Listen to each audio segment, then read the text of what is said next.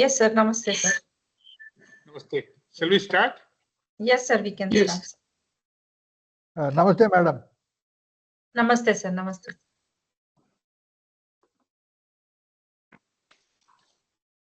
Anyway, so many people actually registered, but few have joined.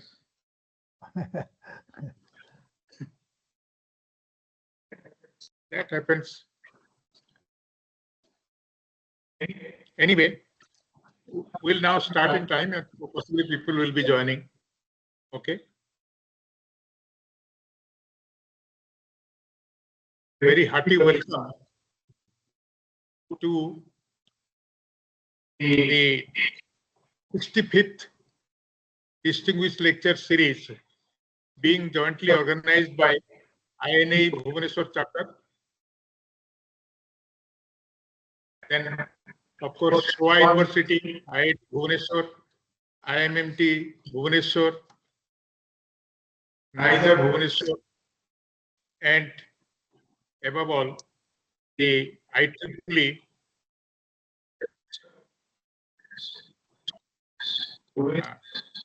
Bhubaneswar. And of course, I forgot actually, ICT, IOC campus Bhubaneswar is also our very important partner.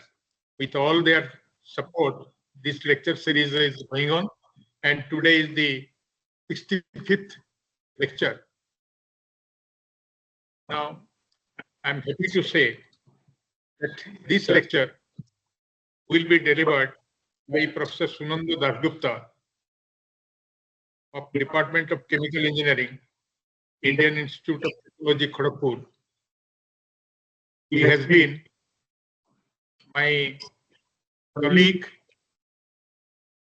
in IIT Kharagpur, a very distinguished person. So his topic will be role of interfacial phenomena in microfluidic applications. Now, Professor Sunanda Dasgupta is working as the Professor of Chemical Engineering at the Indian Institute of Technology, Kharagpur for the past 3 years. He obtained his PhD from Rensselaer Polytechnic Institute, USA, Master's from IIT Kanpur, and Bachelor's from Jabalpur University in Chemical Engineering. His research interests are in the interfacial phenomena and application of microfluidics in diverse domains, and he has close to 200 publications in peer-reviewed journals. His NPTEL courses on heat transfer, transport phenomena, and fluid mechanics are very well received. He was the Associate Dean and Dean of Sponsored Research from 2008 to 2016 and served as the head of the Advanced Technology Development Center at the IIT Kharagpur. Professor Dasgupta is a fellow of the National Academy of Engineering, fellow of the National Academy of Science, a senior associate of the Abdul Salam International Center for Theoretical Physics, Italy, and a fellow of the West Bengal Academy of Science and Technology. He is the recipient of numerous awards, including Professor G.S. Sanyal Faculty Excellence Award from IIT Kharagpur, Paresh M. Timuli Sahab, they are professor at IIT Kharagpur, Adila Award by the Indian Institute of Chemical Engineers for excellence in basic research in chemical engineering. Now, the whole abstract of his talk is something like this: transport process at the interface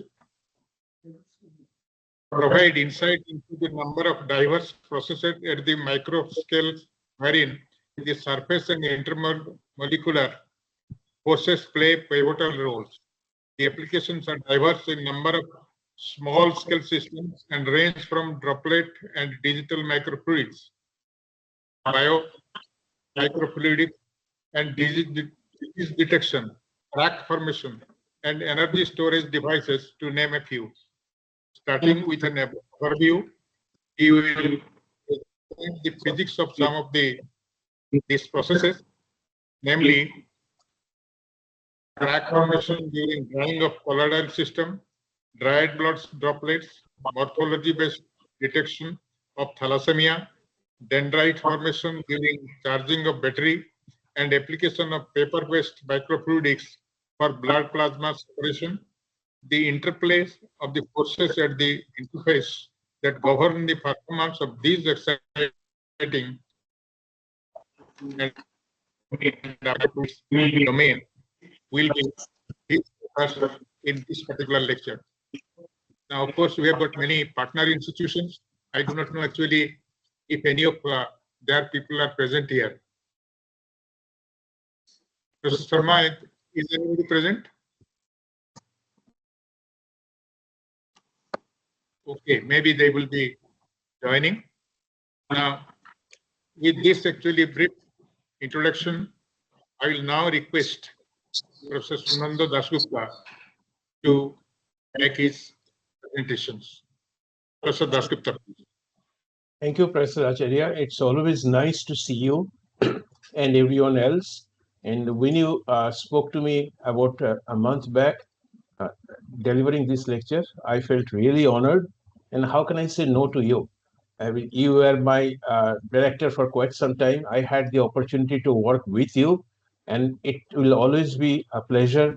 I'll always remember those times as one of the most fruitful period of my professional life. So I really thank the INA chapter, INA Bhubaneswar chapter for inviting me to this talk. So I'm going to start my presentation.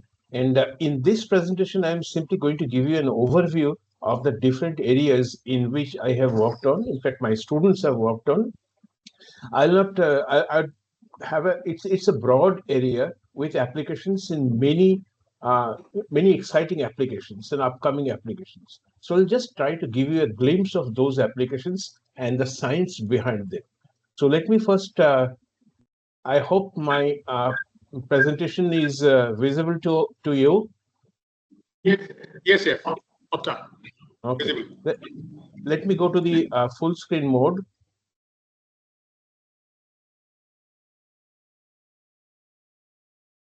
Is this okay? Yes. Can you see this? Yes. Yes. Okay. So thank you. Let me start, and I have planned to talk for about 50 minutes, maximum 1 hour, as Professor Acharya suggested. And then after that, there could be some interactions based on the Okay, I'll specific applications. So let me first start with this slide, the role of interfacial phenomena in microfluidic applications. Sometime back, I saw this picture, which I liked really, and which I think captures the essence of the area. So what you see here is a pawn, but when you look at the future, the projection of this is the king. So small could be, it is the next big thing. So I'm going to talk about small scale physics, but how it's going to shape what's going to come as the big applications and scientific breakthroughs in many areas. So as Professor Acharya already mentioned, my name is Sunanda Dasgupta. I am a faculty at the Chemical Engineering Department at IIT Kharagpur, and I have joined this institute in 1994 after completing my PhD and postdoc abroad. And I have been here since then with a few stints of sabbaticals and so on. So my area, my research lab is known as the Microscale Transport Laboratory, and it's almost like a tree.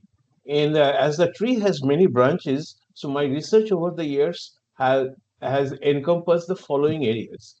Initially I looked at liquid thin films. What's the physics when a liquid film spreads on a surface? What are the transport from a curved interface? And how can we model the interfacial phenomena associated with a thin film, thin liquid film? I then switched to droplet and digital microfluidics, how a droplet can be made to move in a prescribed path, and the electric field associated movement of a droplet on a surface. So this is another area which has interested me. I also looked at the disease detection part. Now, these days, the paper-based microfluidics for detection of several diseases offers a relatively simple and inexpensive and accurate way to decide about the possibility of having a specific disease. So I worked on biomicrofluidics in this. I have also worked on electrochemistry and the energy storage, the formation of the dendrites during the charging of the battery. How can we suppress this dendrite formation that would give a longer life to a battery? Another area which is close to my heart is the formation of cracks. When a drop of paint dries, how would the cracks appear? What would be the length of the cracks? What is the physics behind the formation of cracks and its propagation? And we could correlate the crack dynamics, the picture that you see over here, with biomicrofluidics and disease detection, as I am going to explain in subsequent. I also looked at viscoelastic liquids and soft solids, how would they behave? And but this is, I am not going to cover all these areas in today's talk. What binds all of them, all these processes together, are the mathematical modeling and the simulation. So I have a very vibrant program of explaining the physics through mathematical modeling of this seemingly complex process. With this, I'm going to start my first slide from thin films to droplets and beyond that. So when you think of a thin liquid film, the one that you see over here is a thin film as it extends over a solid surface. Now, near the adsorbed part of the thin film, the intermolecular forces are going to be so strong that it will not allow any evaporation to take place from the surface. So this is called the adsorbed film. On the other end, you have a curved film in which the capillary forces will dominate. So in between the capillary meniscus and the adsorbed film lies the region of interest, which is the transition region, where both the capillary forces and the intermolecular forces are going to be active. And this is the region which controls the spreading of a liquid on a surface, the coverage of a surface with paint, for example, and so many other processes. So fundamentally, if you look at from the scientific point of view, this is one region which has attracted many researchers for a long time, how to model the intermolecular force field and the capillary force, which would result in explanation of some of the things that we see. Now, when we move from thin liquid films to droplets, that's where the contact angle is slightly higher, and therefore a droplet is formed. So what would be the physics that governs the spreading of the droplet on a surface, the evaporation from a droplet, how the nature of the droplet is going to be affected by the solid? What if we have suspended particles in a droplet? For example, if it's a droplet of a blood, there are many cells in a drop of blood. How would the nature of the cells are going to affect the drying characteristics of a blood droplet? So the left-hand side, what we see, thin liquid films, it's a multi-scale physics problem where the thickness varies from angstrom to about microns. In the droplet, we do not have that multi-scale length, but the process nevertheless is extremely interesting. So in my talk today, I'm mostly going to concentrate on the right-hand column, which is the droplets and so on. The first topic that I have taken up for this presentation is the drying of colloidal system. Now, we all know how this films, the coatings and paints, they're important in everyday life. And here I have taken a picture from a 2011 paper in Journal of Fluid Mechanics. What you see is a droplet of a blood after it gets dried. So there are 4 droplets, A, B, C, and D, and you could see that there is a marked difference between the nature of the remaining coverage after drying. In some, you would see the formation of these cracks. In some, you would see the absence of these cracks. In the later part of my talk, I'm going to connect these presence of these cracks, their dimensions, with the presence or absence of specific disease. But right now, I'm going to discuss about what is going to happen when a colloidal droplet is going to dry on a surface. Now, during the drying process, most of the evaporation is going to be from this corner, from the edge of the droplet. So as the solvent keeps on evaporating from the corners, the droplet, the particles which are here, they are going to going to convect towards the edge of the droplet, and what you have is a ring kind of. It's known as the coffee ring. It's a coffee ring in which the particles are going to be present in larger numbers as compared to the initial one. Now, when such particles are confined to a small space, there's going to be compression of the particles. There will be stress generated in this part of the droplet film, and cracks will result as a way, as a means to dissipate the stress which is present.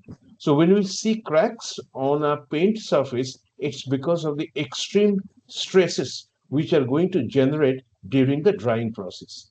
Now it's a three-component system: the substrate on which the droplet rests, the colloid, and the solvent. So it's the interaction of them would give rise to the formation of cracks, which is, as I mentioned, is a stress dissipation process. So the experiment is rather simple. You have three variables are present in this. If you have a particle, they could be charged, they could be positively or negatively charged, or they could be uncharged. So depending on that, the nature of these cracks are going to be different. The solvent polarity and the substrate wettability, whether the surface is going to be hydrophobic or hydrophilic, how would that change the nature of the cracks which are formed on the surface? And in today's talk, I am going to concentrate more on the surface wettability part, even though the A and B are interesting to look at as well. But for today's talk, it's the surface wettability on which I would concentrate. So we have taken three substrates. One is hydrophilic, which can be generated by a plasma treatment of a clean glass slide. And the contact angle is 5 degree, about 5 degree. So you can say that it's almost close to a wetting system. The intermediate one is a clean glass slide, but not plasma treated, where the contact angle is of the order of nearly 35 and so on. And there could be a hydrophobic surface as well, where the contact angle is close to 100 degrees. So 5, 35, and 100, these are the three contact angles, three different types of surface which we have explored in this. And the experiment is rather simple. We have a colloidal suspension in neutral molecules, 53 nanometer diameter. Let it evaporate, a droplet evaporate. It's 1 microliter, evaporate at ambient temperature, and capture the formation of cracks using real-time videos with an optical microscopy. And then once the cracks are formed, the droplet is dry, extract the images and find out the crack dynamics, how it is formed, how many number of cracks are formed, how it propagates, and what are the final dimensions of the crack that's formed. Hello? Yeah, please tell me. Okay. And we have also looked at the colloidal thin films, and we used confocal and atomic force microscopy in order to look at the morphology and the thickness of it. So this is just a simple video that we have captured, which would show you how Are you here in the department now? How would the You have lab right today. How would the cracks, the nature of the cracks, the number of the... I want to ask other faculties. If you are here, it would be easy. So you can see that on a hydrophilic surface, the cracks are going to form, and the cracks are almost like hair-like structures, and number of cracks are going to form over this period. So these are real-time videos. What you see is how the cracks are being formed on a hydrophilic surface. If you compare that with the formation on a hydrophobic surface, there is a distinct difference. The difference being, you could see that the particles are moving towards the edges. This is the compaction front, and the cracks are going to generate over here. The cracks are lesser in numbers, but deeper and has a larger width, larger opening over here. So this difference between the hydrophobic and the hydrophilic one caught our interest, and we looked at the behavior and the physics of the process in here. So the question automatically comes to our mind is, why would a film crack? Now, when you have the film getting thinner, the extremely high capillary stresses. This is the Laplace equation. The stresses that are going to generate can be of the order of 300 atmosphere. So this amount of stress in a liquid thin film will cause it to crack. And that's a natural mechanism for the thin film to relieve these stresses. So that when a crack is formed, elastic energy gets consumed, and in order to have an infinitesimal change in the length of the crack, you end up using some amount of this energy. So the expressions are not important. What it simply tells us is that surface energy per unit crack surface area, this gamma is going to govern how they are going to behave. When we calculated this, we found that the gamma for the hydrophilic surface is going to be more than the gamma for the hydrophobic surfaces. So we need less energy to initiate crack formation for the case of hydrophilic ones. So the crack is going to get arrested when the stress is going to fall below certain critical value. So this much of physics is sufficient for us to understand the next steps. The question for an application point of view is, what kind of a surface would I prefer? Should it be a hydrophobic surface or a hydrophilic surface?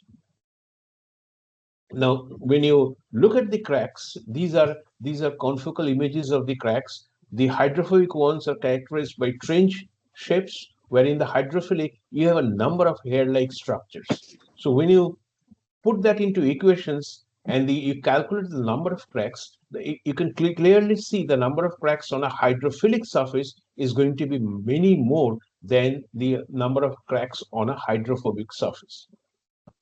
So with this, if I plot the number of cracks as a function of the contact angle, so when the contact angle is 20 degree, closer to hydrophilic, the number of cracks is quite large as compared to a hydrophobic surface where the contact angle is of the order of 90 degrees and so on. The number of cracks is substantially smaller. And this again is a confocal image of the mouth. What is the opening, crack opening? What's the crack length, and so on. So what we found is that the films on hydrophobic surfaces can have a higher threshold stress limit and better resistance, higher resistance, greater resistance to the formation of cracks. So this is just a glimpse of what one can do while looking at the formation of cracks, the physics of the cracks, how the substrate affects the formation of these cracks, and so on. From this, I'm going to go to a different area, which is something closer to our heart, which we can relate to. So the interfacial energy-driven pattern formation during drying. The question that we are addressing is that, can a droplet of dried blood be used as a means to detect certain diseases? Now, in order to do that, Hello, Edwin, are you with the department? Can you once come? In order to do that, we have looked at a specific problem which is there in large parts of India. So if we just look at the numbers, we contribute 10% of the world's thalassemia measure at the time of childbirth.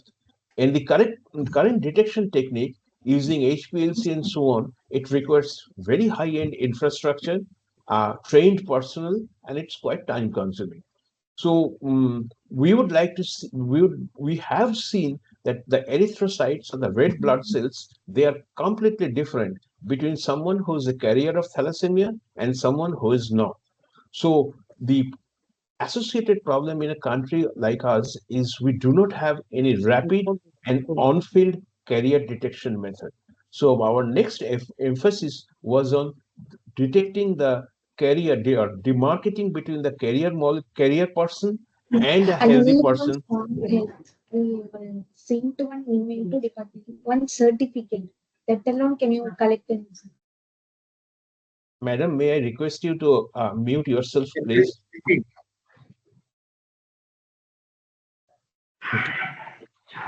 So our study time was 12 months. And for this, we had a very good collaboration with Calcutta Medical College, their Department of Hematology, and we got all our samples from there itself. So what we have done is we just put a drop of blood on a glass substrate and let it dry. What we have found out, 2 microliter of blood droplets on glass slide. What we have found out is a distinctly different pattern, as you can see, between the healthy and the diseased ones. The healthy ones are marked with larger cracks, longer cracks, whereas the diseased ones are marked with smaller cracks. So we thought, is this an observation on which we can base an initial screening for thalassemia carriers? So we have looked at it in a more careful and more scientific way. And what we saw is that if you look at the mean length of these cracks, this is of the order of 1,000 to 900. Whereas for the case of carrier samples, it's 600, 500 to 600. So we have done statistical analysis over a large number of samples, and what we concluded is that if you are looking at the healthy ones, the cracks are going to be definitely larger than the cracks which are found on this. But this is just a hypothesis. We need to prove it by taking a larger number of samples. So this initially is our results. So if you look at the carrier with the errors associated with them, and there is a clear distinction between the healthy and the carrier. So the major takeaway is that the crack length, if it's greater than 800 microns, it's normal. And if it's less than 800 microns, then those samples are to be tested more rigorously using the gold standard method. Now, I was talking to the doctor who is the director of this department of hematology, and her doctors have camps all over the coastal region of West Bengal, and a large number of samples arrive, which will then have to be transported back to the major city where advanced labs and technicians look for the presence of the thalassemia carriers. Now, our proposition was that there is a way by which this huge load can be reduced by identifying only those samples that require further in-depth investigation. That was the rationale. That was the objective of our study. In order to do that, we have compared it with clinical gold standard method, and the samples, we got blind samples from the Calcutta Medical College, and we tested with our method. And here also you can clearly see the substantial difference between the crack lengths between the carriers and the normal. But the most important thing which we found in this case, that we had 0 false negative results. That's extremely important, because we are not going to certify someone who could be a carrier. We are not going to certify him or her as someone normal. So this method, apparently simple method, we have modified it in such a way that this could be a potential. This has the potential of reducing the workload of the laboratories. We have applied and we have obtained patents for this one as well. Now that's the observation part, but we also are interested to know more about the physics of it. So what is going to give us this difference in crack length? So we looked at the physics of the blood droplet as it dries. So these are the SEM, scanning electron microscopy images of the red blood cells, and you could see that they are stacked one above the other. So the lowermost one is interacting with the substrate, and the middle ones are going to interact with each other. So there is going to be cell-substrate interaction at one end and cell-cell interactions at the other, in between.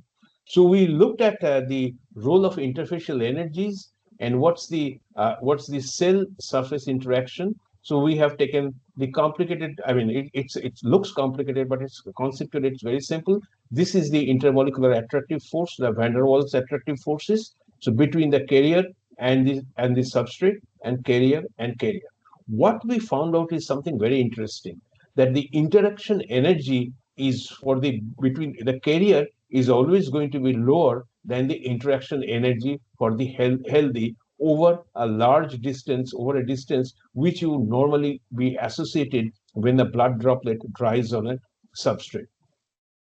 So with this, I will leave the physics behind. The volume of the crack and the for the healthy one and for the diseased ones, the carrier ones, are approximately proportional to the interaction energies. And this interaction energy, once again, I will skip the numbers, and what you get is the area of the crack for the healthy ones and area of the crack for the carrier ones. Roughly, they have a ratio of 1.3. And what we found out from our experiments is the experimental number is about 1.2. So we not only observed something new, something interesting, something useful, but we also could explain it from a very fundamental physics. The numbers are so close to each other. So we had I mean PhD student working on this topic. She is currently a postdoctoral fellow at now a scientist at Netherlands. And there was a BTech student, a very bright BTech student associated with. And you know what the BTech students are good at? They came up with an app, a phone app, in which you just have to put the image and it will calculate and it will tell you whether this could be a diseased sample, a carrier sample, or a healthy one. So this is something which we have published in Journal of Colloid and Interface Science. Now, so these are the major takeaways. The interaction energy is responsible for the different types of patterns on a blood droplet, and the length of the radial cracks can be an indicator of the presence or absence of thalassemia B in a blood droplet. The same student, she has also worked on the paper-based sensors for glucose and ketone detection. Now, we all have this glucose detection that we are very much familiar with, and we know that in some cases, the ketone detection is also very important for some patients. So she has developed a method in which on the same paper at two different locations, you put a blood drop over here, and some of the blood will travel towards the right, some will travel towards the left. And there are different reagents for glucose detection and ketone detection. So once the blood reaches the two wells, they are going to give certain colors. And by analyzing the colors, you can have some idea about what's the glucose concentration and what's the ketone concentration, and the color intensity can be correlated to the health status of an object. So that's one more application-based work that we have done, but I am not going to get into the details of that. So next one is something which is very interesting and which has got a lot of potential and is being used in various areas. It's paper-based microfluidics. The question that we are asking is, what happens when we fold the paper, fold any paper, and can we exploit the fold for scientific applications? So some of the applications, some of the things that you see in science, from a DNA to everything else, there are many applications which rely on folding. So what does folding do? And so in paper-based microfluidics, we have taken a paper and then we are going to put a drop of blood, and the drop of blood is going to travel through this thin channel, and the distance it will travel can give us some idea of how many suspended cells, how many hematocrits, so to say, are present in the drop of blood. In order to do that, what you see as the gray area, this is a hydrophobic area. So the blood is not going to get into the gray area. It is only going to go through the white region that you see. But blood being a highly viscous one, it will take a very long time to go from here to here. So what we have done is we are providing a crease that the fold in the paper that you see as a faint red mark over here. Now, when you fold a paper, there's going to be a distinct change in the pores that are present in a paper. So we took just a normal filter paper, folded it, made the sides hydrophobic. This length is about 15 millimeter, and I put a drop of blood at one end of it. What the fold does, it makes the blood move faster. Now, how fast it is going to move, that is going to give us some idea about the hematocrit concentration in the blood. And we know there are some specific disease in which the hematocrit level drops significantly, and especially for the case of dengue.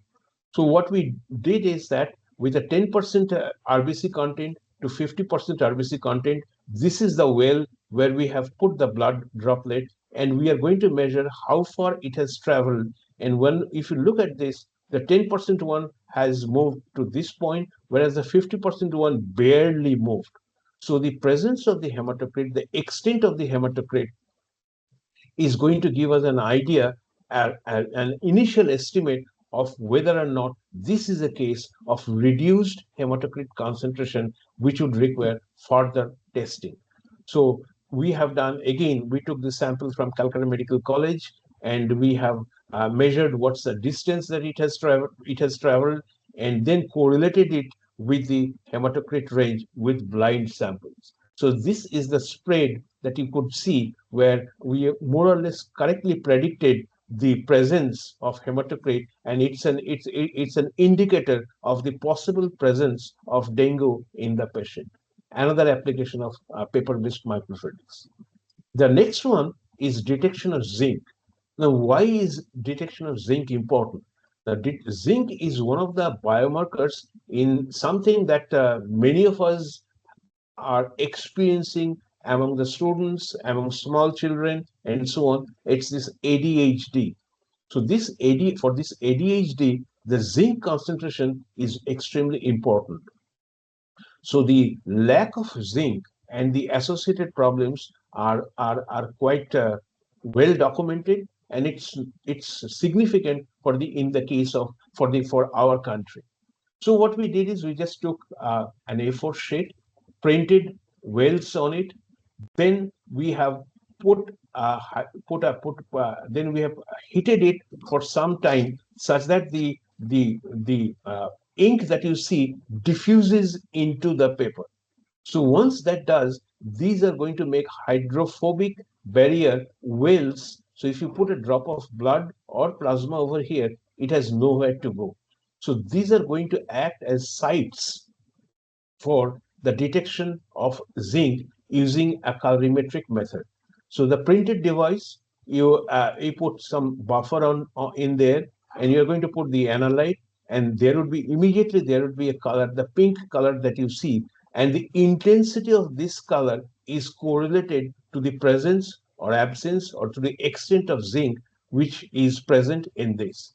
So the results that you see are we looked at the RGB analysis, red, green, blue analysis, and this method is about 95% accurate, and the recovery precision, the positive, the true positive, false negative, you could see that large number of cases of true positive, and it gives us a very good correlation between the zinc concentration and the measured concentration by in the blood. So this has been very recently published in one of the famous journals for blood. It's in Analyst. Okay. Next, a completely different area. One of my students, she was very much interested in what happens, the physics, the interface, what happens during the charging of lithium-ion batteries. When you charge, there's going to be deposition on the metal anode, and the deposition on the metal anode can lead to the formation of dendrites. So dendrites are tree-like deposition which are going to grow with time. Now, once they grow and they cross the barrier, the separator that you have in between the two electrodes, it may result in short circuit. And if you have more dendrites, then it's going to give rise to heating, and there would be some bulk lithium which are going to be unused, there, and the lithium has to travel through this porous structure and reach the bulk lithium, reach the electrode. So one of the major problems is how do we reduce the formation of dendrite? There are many ways by which people are trying to reduce the formation of dendrites. One of the method that we have adopted is what happens if we change the way we are charging the battery. So here you see the formation of dendrites on a copper cell, how it grows and how it almost fills up the entire space in this region. So this is a nice picture of the dendrite which is formed on the surface. So we took a simple cell. These are two copper rods, and we apply a potential, and we at real time we look at the growth of the dendrite at different times. And then what we have done, and then we characterize the dendrite. What's the length, the average length, how much coverage we have on the surface, and so on. Then we thought that what if we change the voltage pattern, the charging pattern, instead of a constant voltage, what if we give a pulsed voltage, and is there a difference in the formation in the dimensions of the dendrites which are formed on the surface, and what's the physics of it? So we looked at the compared the DC charging with the pulse charging, and what we found is that we have more uniform interface and shrinkage of dendritic growth for when we go from pulse charging to DC charging, which was published in Journal of Chemical Physics in 2020, last year. Now, this is fine, but once again, these are observations. Is there any scientific way to prove, to show, or to figure out why it is doing what it is doing? So these are some of the experimental results. Then we thought that we could simulate the process. Now, when we apply a potential, the diffusion of the ions will always be there, and there could be electromigration when we apply the potential. So during the on phase, there would be some mobility to the ions. During the off phase, only diffusion would be important. So we are also going to find out what is the potential distribution, and from the potential distribution, we could figure out on a small scale, orders of magnitude smaller than the experimental scale, we looked at the formation of the dendrite. So we used a random walk model, and then what we found is the same trend as those of the experiments. So this was again published in Journal of Physical Chemistry. And then this completely something out of interest what we have looked at. We had a very simple copper plate and ITO coated glass. These are conductive glasses. So when you apply, the advantage is that you could see from the top, and we looked at it under the microscope, and we looked at how the islands of depositions are forming on the ITO coated glass. And if we change the potential, the way we are applying the potential, are they going to give us a different one? So we have an experimental image. We are going to binarize the image, and we calculate the potential population density, the number of these islands that we see, and what's the projected area covered by these islands, and the average diameter. Because ultimately, whenever you are making an electrode, you want complete uniform coverage. So if you have islands like these, they may not be very good. So we instead of a constant voltage, we have applied a progressively increasing voltage and a progressively decreasing voltage. And we tried to explain what is going to happen when you have a constant voltage, when you have a shorter constant voltage where the T on is small as compared to T off, and when we have the same T on but it's increasing in increasing, and when it's decreasing. Initially, we have some inert sites, a very strong active site, and weak active site. So with time, the strong active sites are going to attract more atoms. So atoms are going to form, and they're going to form islands that could be seen after a while using a microscope. So when a large number of such atoms combine, you are going to see the formation of these islands. And the islands are going to grow with time. So during the T-on, such formation, the migration of the atoms towards the active sites are going to take place. And during the T-off, there's not going to be any growth. In fact, there's going to be back diffusion from these islands to the bulk solution. And interestingly, when you look at the progressively increased voltage, there's going to be more coverage on this with more or less equal size of the islands that you would obtain. So the physics of it was explained in detail in one of the papers, and it was selected as the front cover of the journal. The last one is about digital microfluidics, which is extremely interesting to me. So some of the experiment is slightly complicated. What you see in here is a solid surface. Okay, and on a solid surface, this is a silicon wafer, and at the bottom we have a strip heater. So this is going to mimic the hot spots which are going to generate during the cooling of during the operation of any electronic chip, any electronic devices. So there are different ways by which people are trying to keep our cell phone at a lower temperature, our laptop at a lower temperature, and so on. One of the ways is to embed a heat pipe, micro heat pipe, on the surface of the chip itself, where the evaporation is going to take away the heat from the hot spot, take it to some other point, and it's going to condense, thereby taking the latent heat from the hot spot, delivering it to some other point. That's the principle of a heat pipe. So when we place a droplet on top of a hot spot, it starts to evaporate. And we are going to look at the change in size of the drop by a high-speed camera. We also had an infrared camera which captures the temperature field all the time. Now, what we thought is, and when we apply an electric field to a droplet, the surface energy changes. So the droplet is going to spread when we apply the electric field. It's the principle of electrowetting. When we apply an electric field, the surface energy changes, the droplet spreads.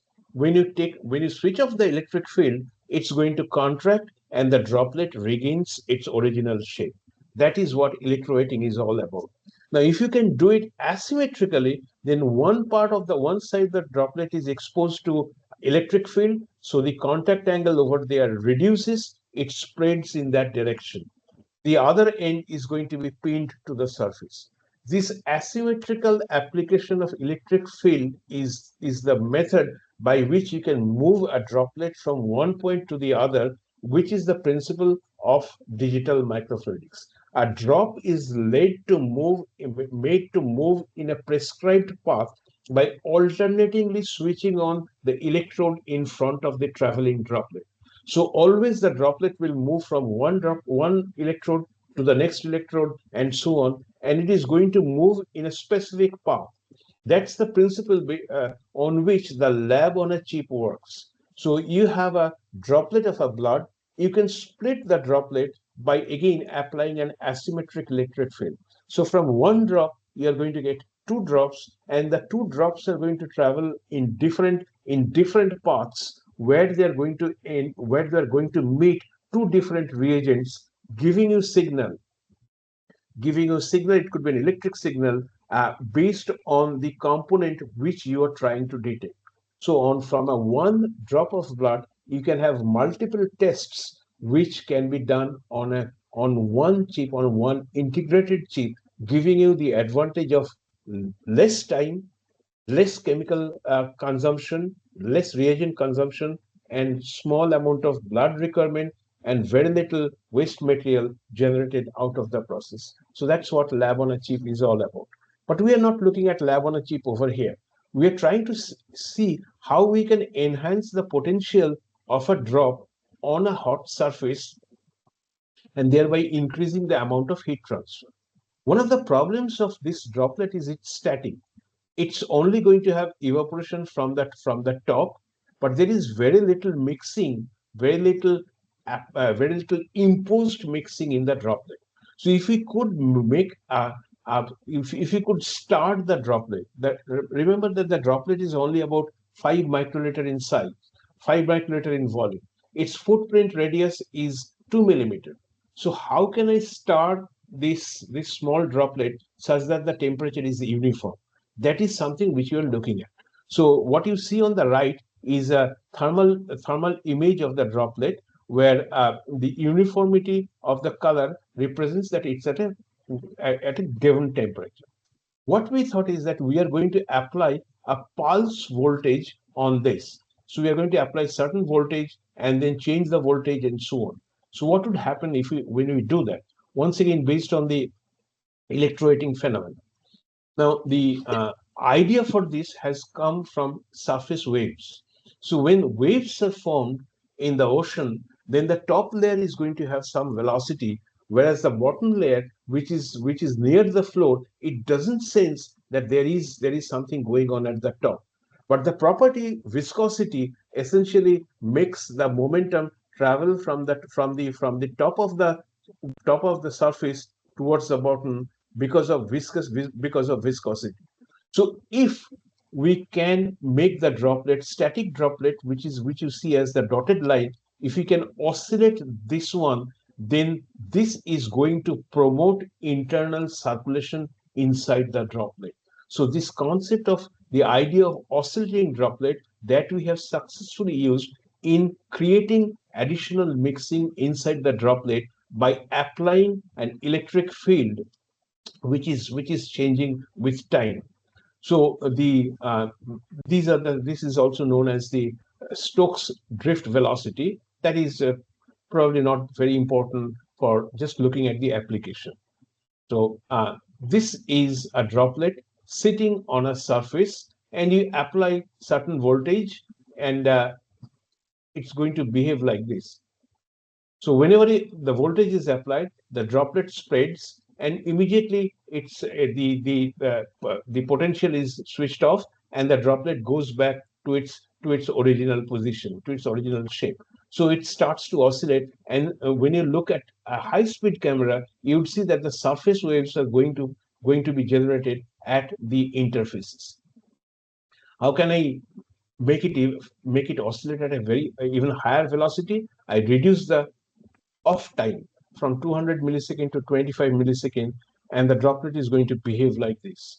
And you could see that there is a drastic increase in the so-called velocity at the interface, the waves which are going to form at the interface. And this is something which we wanted to put the droplet on a hotspot and see what kind of increase in cooling that we are going to get.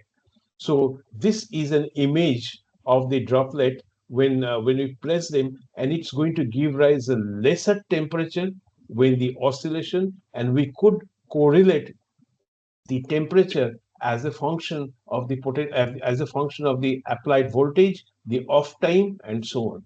So it's a nice example of applied electrowetting used for cooling of a hotspot on a surface. Now, if this droplet is evaporated, then the electrowetting can be used. The digital microfluidics can be used to get one more droplet on this point and let it evaporate again. This method simply oscillates the droplet, giving rise to internal mixing and a better homogenization of temperature throughout the hotspot. So these are some of the recent papers that we have published based on the different topics that I have covered in this talk. But I need to acknowledge some people without whom this would not have been possible. I am showing the work of my PhD students, about whom I am extremely proud. And if you find anything interesting, it's because of the excellent work done by my past PhD students, the present PhD students, and so on. So all of them are either a faculty somewhere. The Dr. Manojit Chakraborty and Dr. Udita Ghosh, they are faculty at different IITs. Dr. Ayantika said she is a faculty in ICT Bhubaneswar itself. Vartika is in industry. Monikantala is the one who did the work on thalassemia. She is a postdoc. She is a scientist in Netherlands at now. Dr. Mainak Basu, he was at ETH Zurich for postdoc, came back and joined NIT Raipur. Ganesh is in University of Manchester, and the electric field, the battery work that I have shown is done by Srinath. She was the last to graduate, and she is currently a postdoc at Cornell University. Itisri, Kalpita, Aman, and Sangeeta, they are at different stages of their PhD. The sponsors, I gratefully acknowledge the support of the sponsors that I have received, DIT, Intel, DBT, ISRO, and of course, IIT Kharagpur. And I have had very good collaboration with Purdue University for the heat transfer work, Rensselaer Polytechnic Institute, which was my alma mater, for the work on thin films, the Calcutta University, Professor Devashish Sarkar, who played an instrumental role in many of the work with cell substrate interaction and blood, the Calcutta Medical College, and finally the American University of Beirut for some of the theoretical modeling of movement of the ions through during the charging of battery. And finally, I would like to thank INAE, the Bhubaneswar chapter, for giving me this opportunity, wonderful opportunity to talk to you, to convey some of the works done by my students to you. And I hope that among all the different examples that I have given, you'd find one or two to be interesting and useful. So I once again thank the organizers, and I am ready to discuss with you if there are any questions. Thank you. Thank you very much, Professor Sunanda Dasgupta. Friends, actually, you will be happy to know, few days back, Professor Swagata Dasgupta, who happens to be the better half of actually Sunanda, she gave an excellent lecture, and equally excellent lecture today we have heard from Professor Sunanda Dasgupta. So we are really very thankful to you. Thank you. Now, I will request actually any type of actually questions from the audience.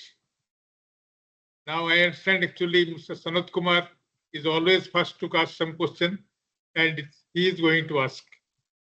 Yes, sir. Am I audible? Yes, you are. Please Okay. go ahead. As an engineer, I'm useless in this particular field. But what you said, no, that it will, whatever you said will trigger. So that you have achieved. You triggered some thoughts in me. That Thank is you. good. So first, I'm going to ask you two questions. Well, first is about the crack. You are talking about crack formation. Does the crack go through and reach the surface? Ultimately, it goes through the water droplet, completely through the thickness of the droplet and reach the surface. This is question one. Is the crack deep enough to go through the thing? That is question one. Question two is on the dendrites, and similar idea you brought out later also. But anyway, what I was thinking is, see, you are applying a positive voltage for T on, and then you are switching it off, 0 voltage for T off. Now, T on is one value. T on is time. It has got a amplitude. That means it has got a voltage value. I don't know whether millivolts or what volts you are applying. I don't know. But some voltage you are applying for some time. Now, the T off, instead of being just off, supposing you put it negative voltage, but for a much shorter time, and like a pulse. So you have a pulse, a rectangular pulse. Positive is higher, negative is lower. Would it reduce the dendrite formation? This is question two. Then question three is, see, we are using this paint. Paints, you are talking about cracks. We are using painting on concrete surfaces. and finished concrete surfaces in our reactor building. In fact, we put acrylic paints also sometimes. Now, acrylic paints we are using because crack width is supposed to be less in that. Fundamentally, that is why, because we don't want gases to leak through the building. Now, my question is, does the surface finish of the substrate, whatever you are painting on, does it affect the cracking or crack length? And incidentally, any external pressure coming, actually, you are having a building, a building is there, the building is subject to internal pressure. So when the internal pressure comes, does the paint, will it crack or not? This is a question that we are always talking about.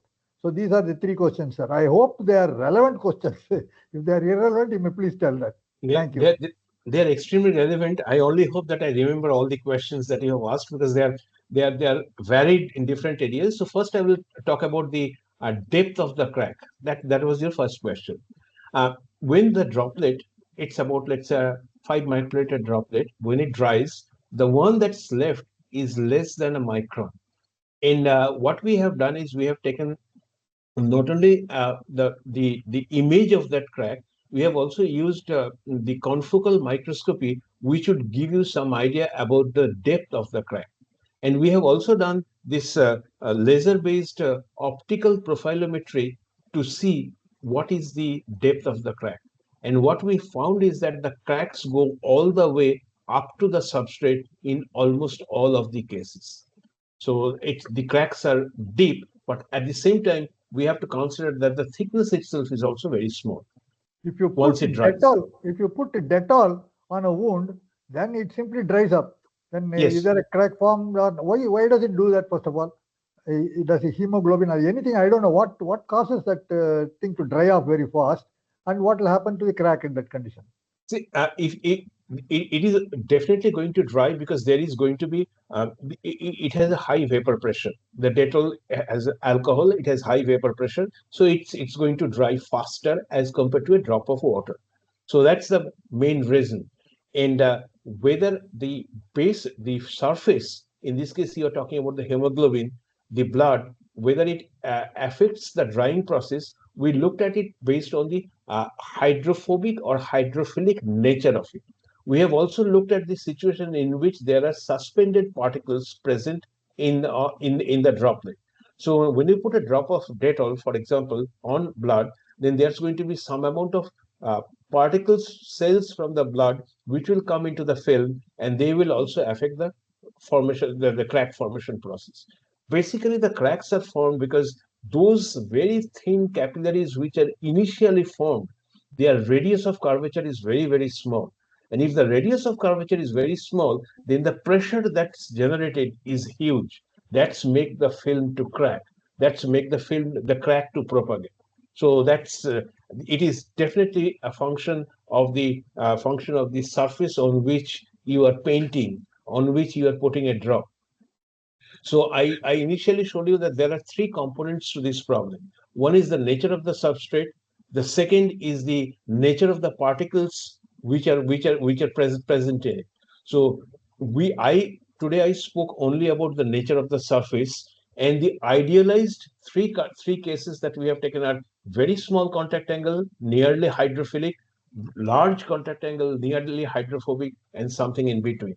But the practical application, the application that you are talking about, it has many other factors.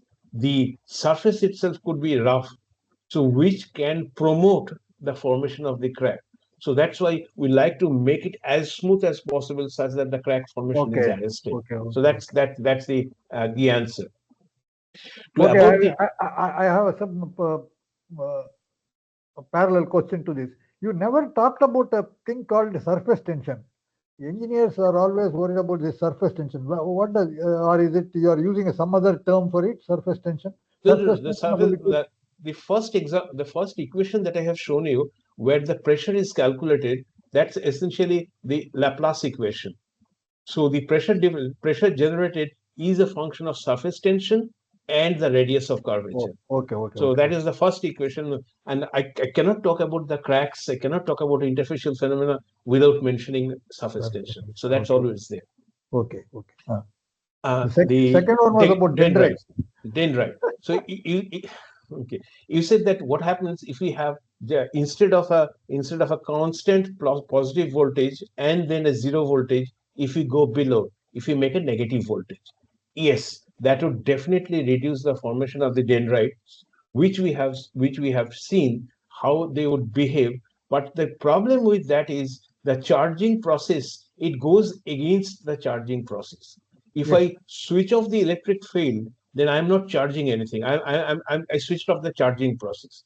But if I put a negative voltage, just for example, if I put a negative voltage, then I am not creating a situation where you are going to have this No, the equivalent charging negative voltage is for a much for a shorter short time. time.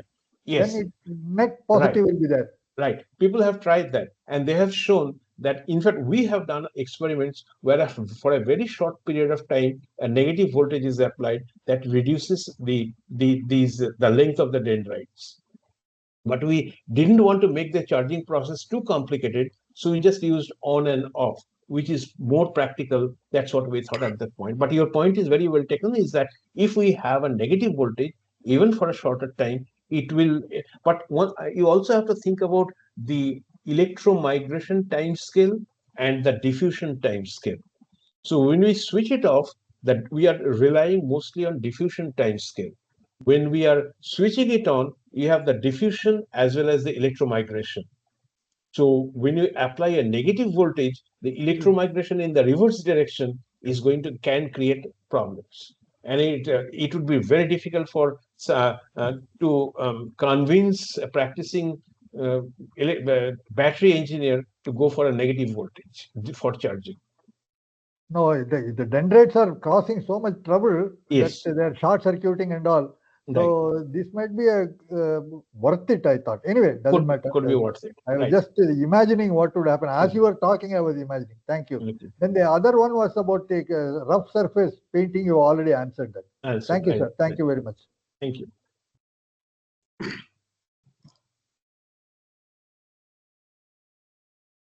So, anyone else? Professor P.K. Misra, would you like to ask some question? Professor P.K. Misra, please.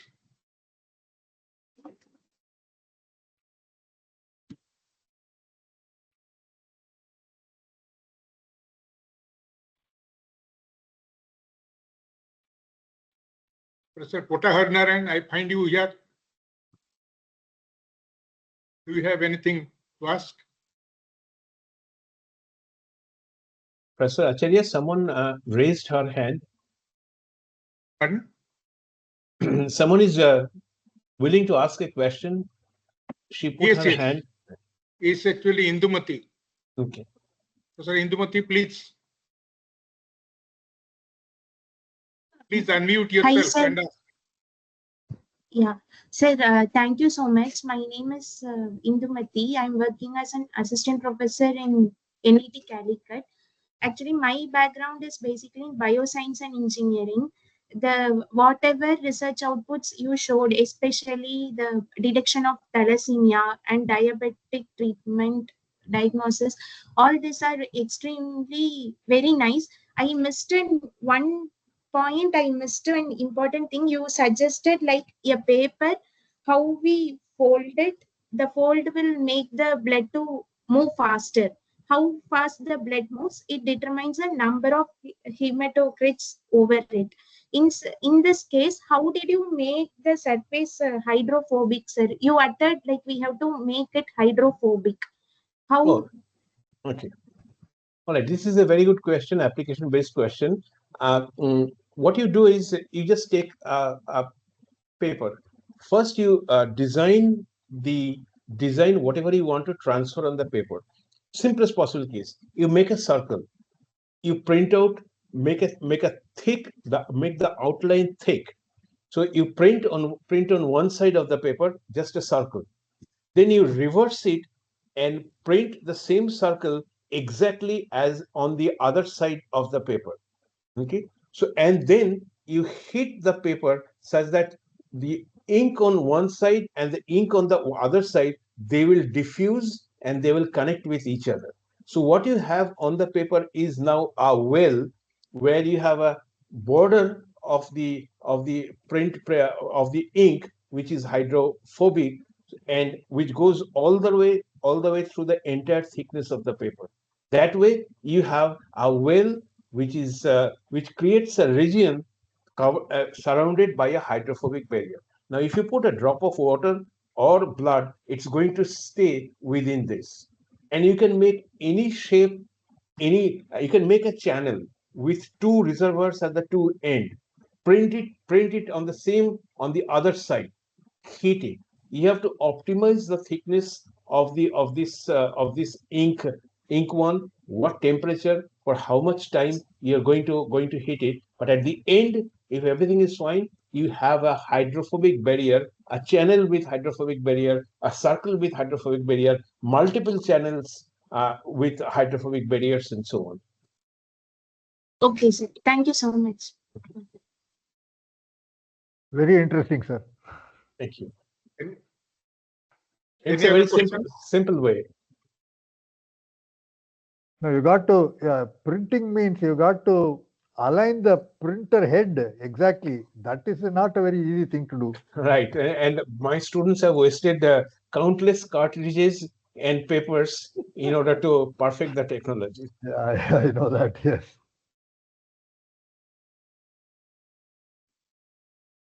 Okay, I have got one or two very simple questions, more Your from the questions are practical never point of simple. view. Thank you. Your questions are One never thing simple. to mind Anyway, that, please go ahead. Many paint manufacturers now, they are giving something like 10 years guarantee, 15 years guarantee, that nothing will happen to surface, you use it. So has it got actually something to do with the crack propagation, formation and propagation methods, or that is phenomena which is happening, and these paints are actually arresting it? Yeah, what exactly is there is a term called threshold that one has to cross before the cracks propagate. So I have Yes. shown you a relation in which you can see that threshold is expressed in terms of certain physical properties. One property, as was very correctly pointed out, is the surface surface tension. So one has to first conduct a series of studies to figure out what is the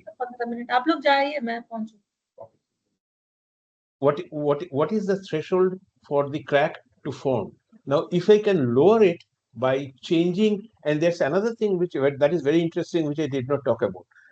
The charge present on the suspended particles, they also affect the formation of cracks significantly.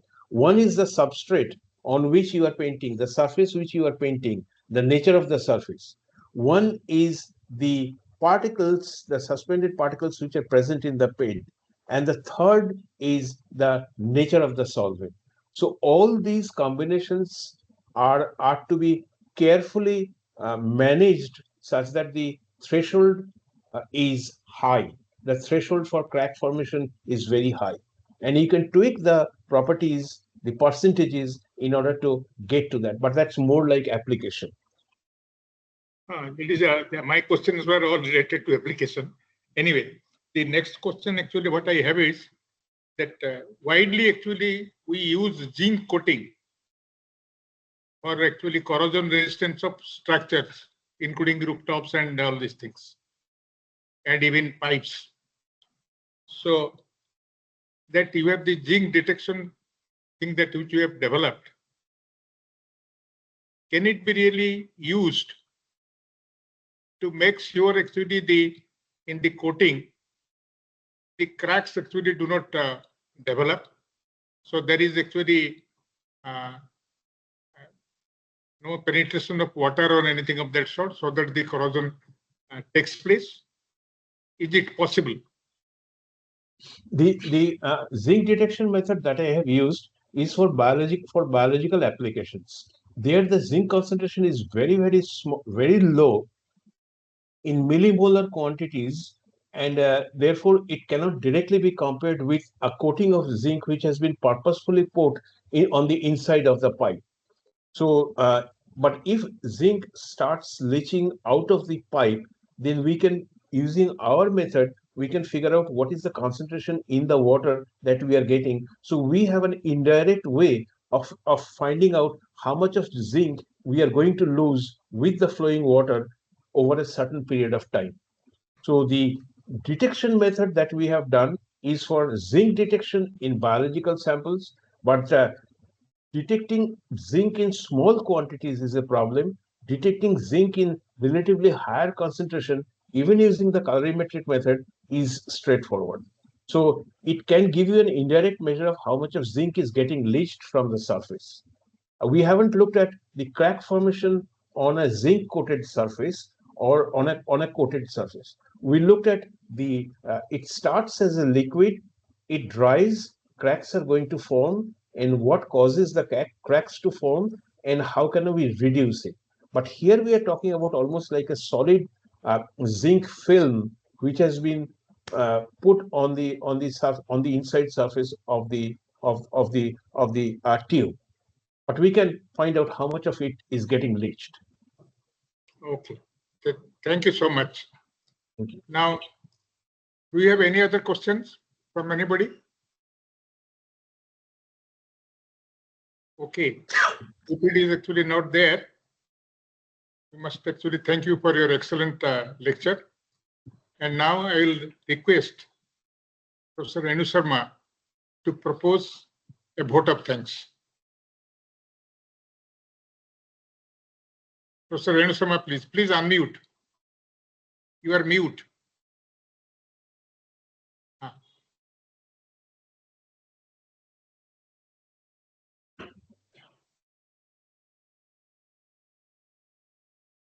Sir, there was a glitch, that is why I just. Good evening, esteemed guest. On behalf of Indian National Academy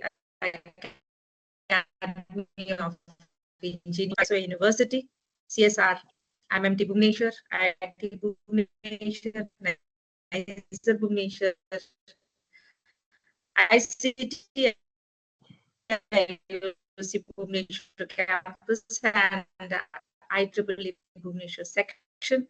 It is my privilege to deliver the vote of that our heart Department of Chemical Engineering, IIT Kharagpur, for today's insightful lecture on role of interfacial phenomenon in microfluidic applications. So our understanding of microfluidic, but also showcase its vast potential in research and technology developments. It was really immersive.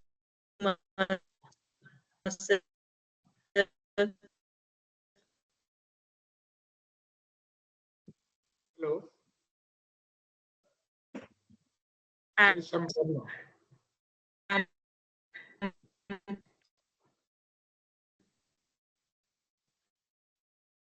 So there is some audio problem, Professor Sharma. was